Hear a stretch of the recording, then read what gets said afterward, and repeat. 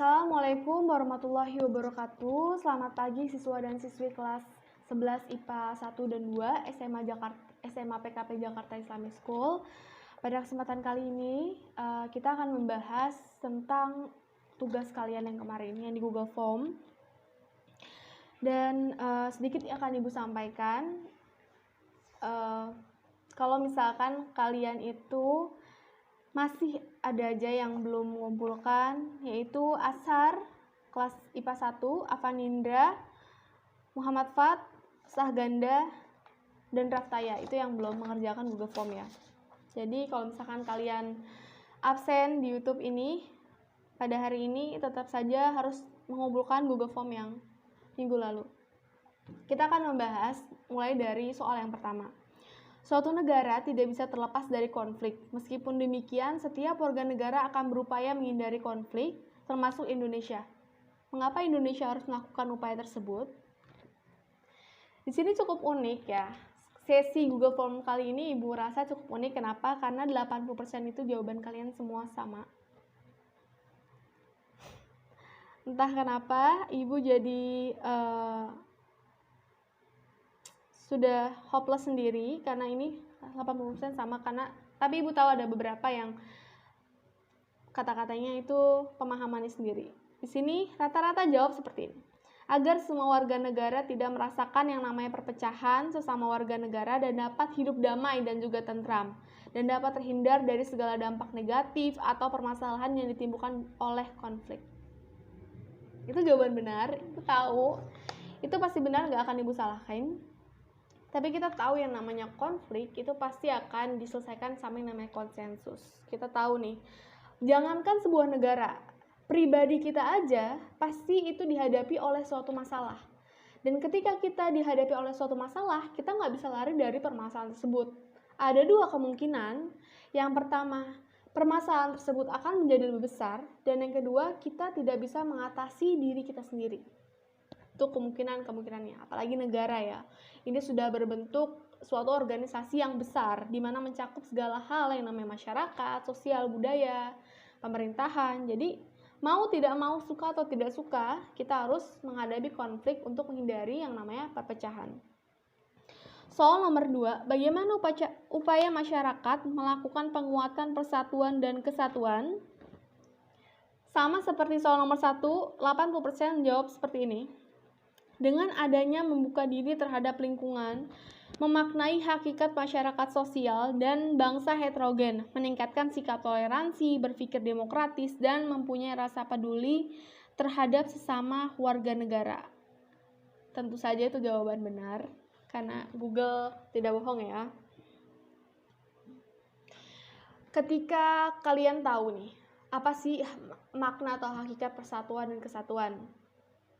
Kalian tahu lidi, satu buah lidi itu tidak ada gunanya.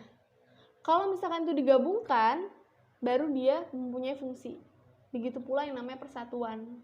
Apabila kita hidup dengan secara individualis, kita tidak akan bisa berguna. Maksudnya buat diri kita sendiri maupun negara. Makanya diperlukan yang namanya persatuan.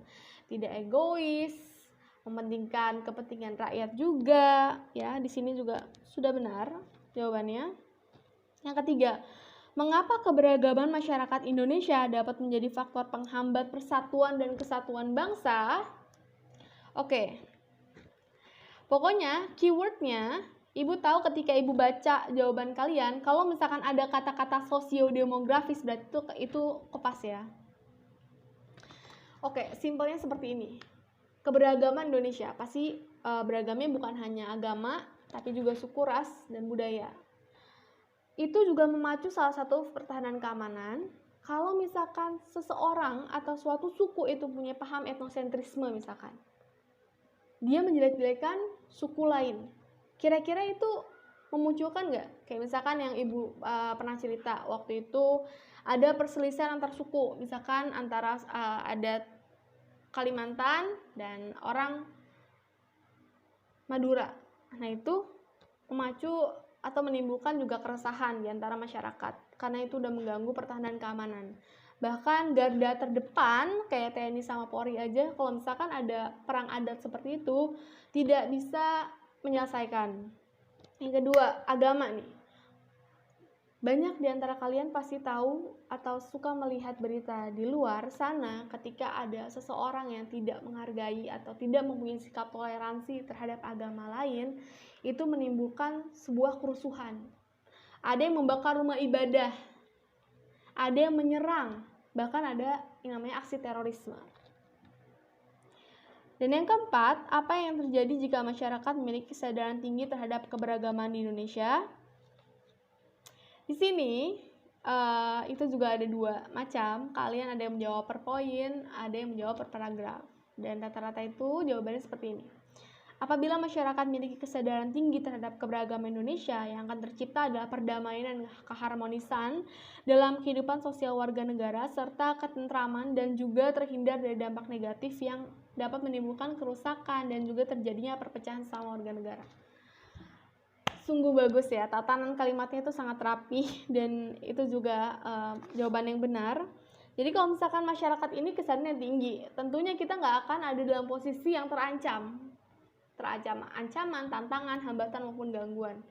Kalau misalkan semua warga negara itu merangkul satu sama lain, tidak mementingkan kepentingan pribadi, kayak misalkan contohnya di kondisi COVID-19 seperti ini, di mana orang mungkin yang masih mempunyai level ekonomi yang atas, mereka berbondong-bondong, sikap individualismenya muncul, meraup semua keuntungan, sedangkan masyarakat level yang bawah itu sangat-sangat kesusahan menghadapi wabah seperti ini.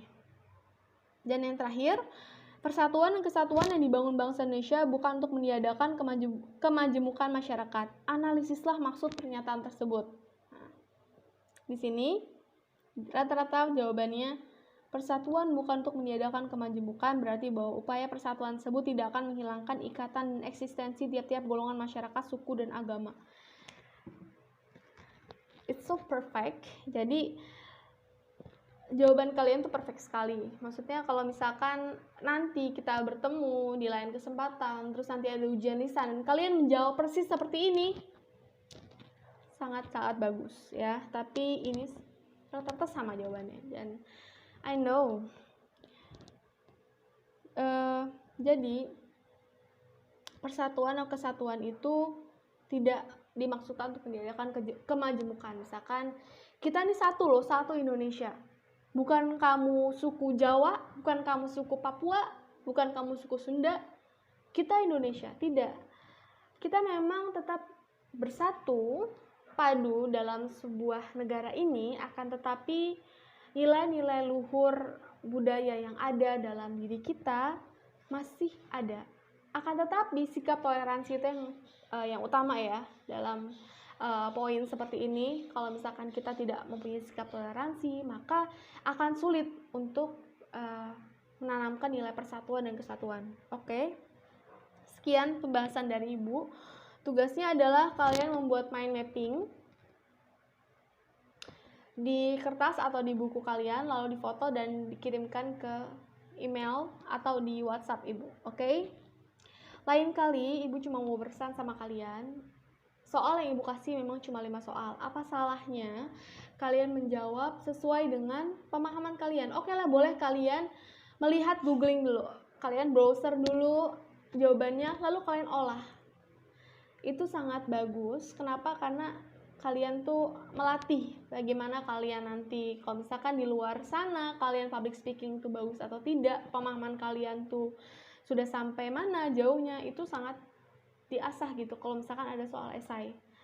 Untuk kali ini Ibu maklumi, untuk kedepannya tolong jangan diulang lagi seperti ini, karena Ibu yakin kalian semua itu adalah anak-anak yang cerdas, anak-anak yang soleh-soleha. Insya Allah kedepannya Ibu yakin kalian jadi orang yang sukses semua. Maka dari itu mari kita membangun suatu sistem yang sehat juga.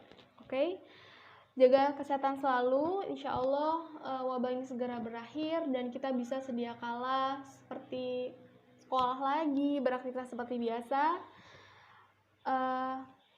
Marhaban ya Ramadan juga. Mohon maaf apabila Ibu ada kesalahan. Wassalamualaikum warahmatullahi wabarakatuh.